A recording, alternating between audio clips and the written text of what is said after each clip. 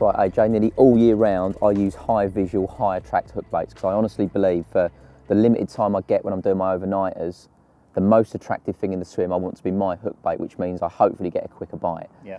Now that really comes into its own in the spring because carp have been in what's called a torpid state for a lot of the winter where they've hardly moved. If you land a rig bang in front of them, you could still catch them, but otherwise they're not really looking for food. But as they start to feel the warmth of the sun for the first time in a few months, that's when they start to cruise about a little bit, and once they start cruising about, they then want to start to look for something to eat to replenish that energy.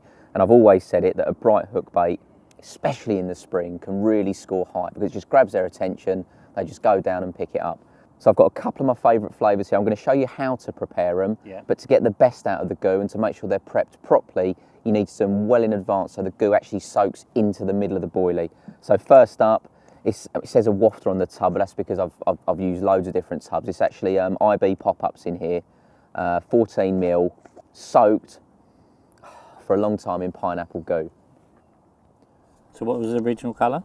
It's still yellow originally, but this just enhances it and just makes the whole thing, it will be leaking out of traction for a lot longer because that GOO will continue to leak out for probably 24 hours. They've been prepped for maybe 3 months, just given a little drizzle here and there in one of the infusers, and once I feel they're done, I put them back in here.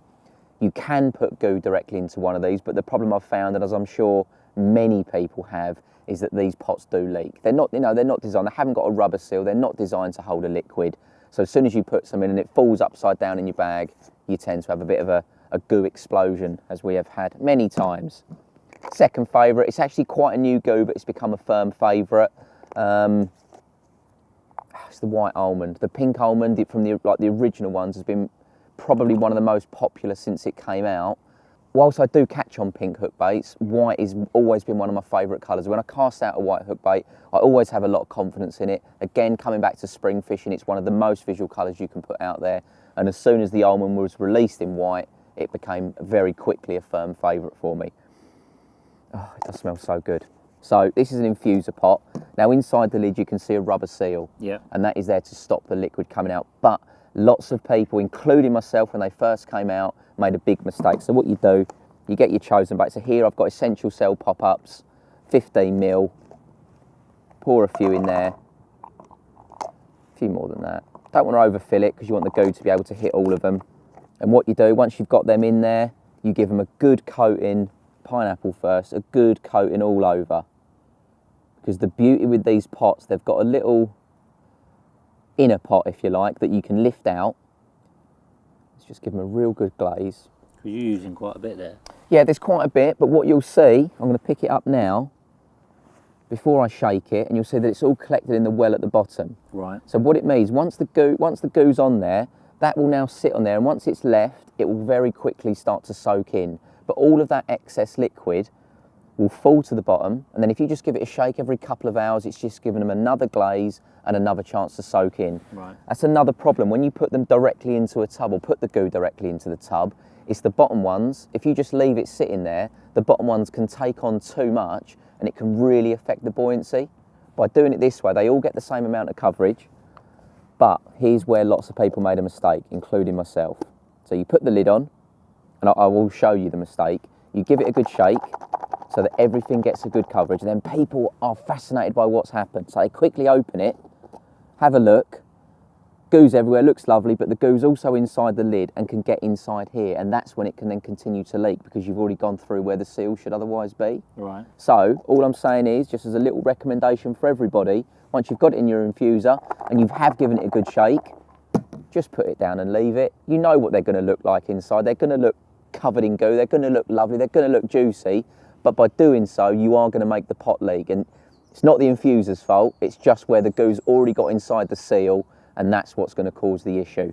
We are going to do some more as well, AJ. I've actually got the mainline pink and whites. In fact, the first time we went out last year, we used the smaller one. Exactly. Well, I still carry on using them, but what I'm going to do, because I want some white ones, I'm not actually going to put the pink ones in.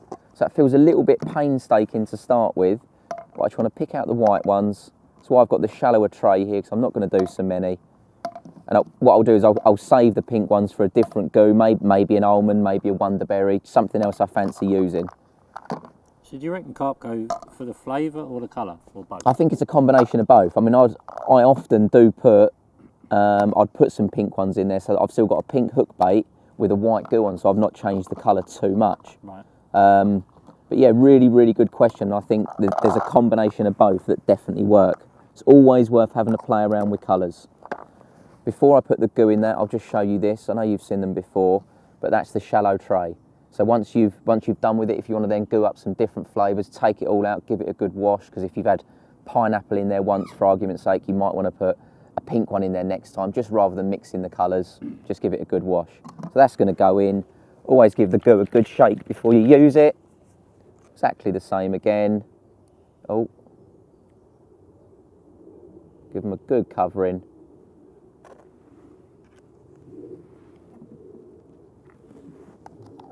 Lid back on. Give them a little shake. And there you go. Now, and what I'll do, like I said, those ones that we've been using on this trip, they've been prepped for about 3 months probably before they go back into a pot. It doesn't have to be that long. Realistically, if you can, set yourself a bit of time aside, give them at least 3 weeks, 3 to 4 weeks of checking them, top up a GOO if you need to, because that will soak it all into the core of the bait. And like I say, for the length of time you're fishing, it's the most attractive thing in the swim. Firmly believe that once they come in over a bed of bait, your hook bait is one of the very first things that get picked up.